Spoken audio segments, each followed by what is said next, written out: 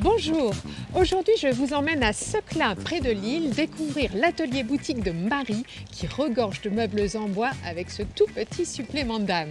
Ça se passe dans les dépendances de sa ferme, suivez-moi. Tombée dans la marmite depuis toute petite, Marie joue avec les mots et la matière dans sa brocante atelier au doux nom rétro de Philomène. Un concept intimiste où elle ponce des capes polies, patine ses coups de cœur de Chine qu'elle expose à la vente dans sa boutique attenante. Bonjour Marie. Bonjour Anne-Catherine, ravie de t'accueillir. C'est quoi, on est dans un grenier à grains ici? Voilà, c'est un ancien grenier à grains qui a été transformé. Ta spécificité sont vraiment les meubles en bois et je crois que tu adores travailler le bois. C'est vraiment mon truc. Le bois, c'est thérapeutique pour moi. Le toucher, l'odeur, tout, j'aime tout dans le bois. L'âme du vieux meuble, donner une deuxième vie, c'est très important. Tu fais ce métier depuis combien de temps? Ça fait une petite dizaine d'années maintenant. Au début, c'est le goût de l'ancien que je cherchais pour moi. Puis finalement, de fil en aiguille, c'est devenu mon métier. Et tu crées toi-même tes patines aussi sur les Oui, meubles, oui, tu vas oui. les poncer, C'est les ça. décaper. J'amène ma patte, ma touche. Je t'invite à faire un tour dans mon showroom pour voir tout ça. Avec plaisir, à tout de suite Marie. À tout de suite.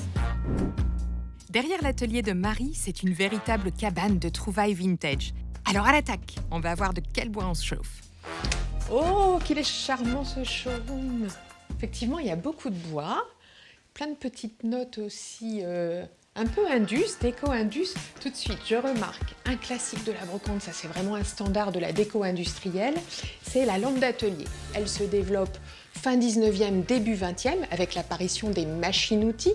Elles étaient montées directement sur les machines-outils pour que les ouvriers puissent voir clair dans les usines parfois un peu sombres. Là, on est sur une lampe Mazda. On la reconnaît ici à son étoile. Ça, c'est une marque très recherchée. Alors, ce qui fait la valeur d'une lampe d'atelier, évidemment, c'est son état. Il faut qu'elle tienne encore debout, qu'elle ne soit pas cassée.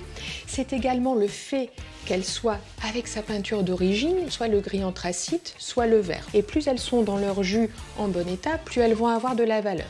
On peut avoir un seul bras, on peut avoir deux bras comme ici, et on peut avoir jusqu'à 3, 4, 5, 6, 7 bras. Plus il y a de bras, plus ça vaut cher. Ici, cette lampe Mazda est à 150 € pour deux bras. C'est le prix du marché, c'est un bon achat.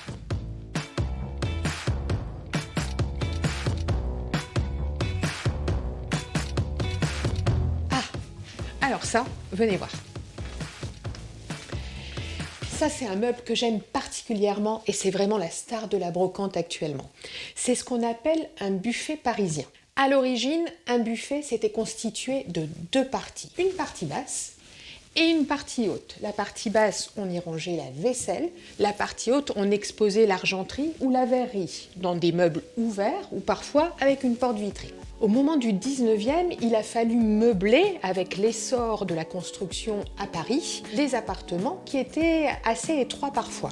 La partie haute du buffet a disparu et on a eu besoin de meubles plus hauts que larges. Il est très simple en style, il n'y a pas de fioriture du tout. Et je pense que Marie ici a retravaillé un petit peu la patine, mais moi c'est comme ça que je les préfère. On peut l'utiliser dans toutes les pièces de la maison.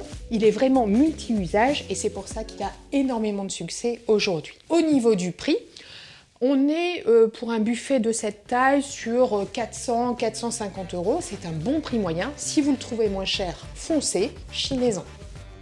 450 € ici pour ce buffet parisien, c'est un prix très séduisant quand on sait que Marie y a apporté sa petite touche en plus. Comme sur ces planches d'herbier, anciens supports d'études botaniques, ils sont un accessoire de décoration qui pousse dans nos intérieurs. Quand ils sont bien conservés, c'est une authentique affaire à faire. Et placés ici dans des cadres contemporains et joués en accumulation, ils font tout de suite leur petit effet. C'est aussi dans les brocantes qu'on trouve de belles idées déco. Ici, ça j'aime beaucoup, on a une collection de chaises bistrot. Elles sont toutes du même modèle. Les chaises bistrot, elles équipaient les cafés, les restaurants au moment de la Belle Époque. Donc on est vers 1900, 1910. Et elles sont reconnaissables au fait qu'elles sont souvent en bois courbé. Le bois ici, on venait le travailler à la vapeur pour l'assouplir. Et je vais vous donner mes conseils en fait pour bien les choisir.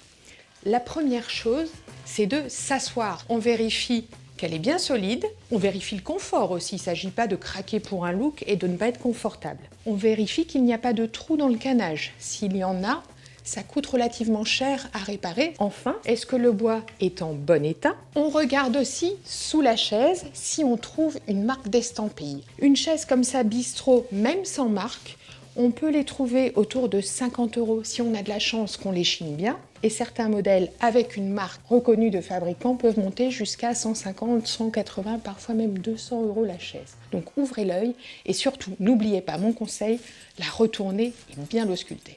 90 € ici pour une chaise ancienne mais comme neuve, c'est un très bon prix. Philomène, c'est du mobilier chiné et retapé par le soin de sa propriétaire, une adresse à retenir si on ne veut pas casser sa tirelire.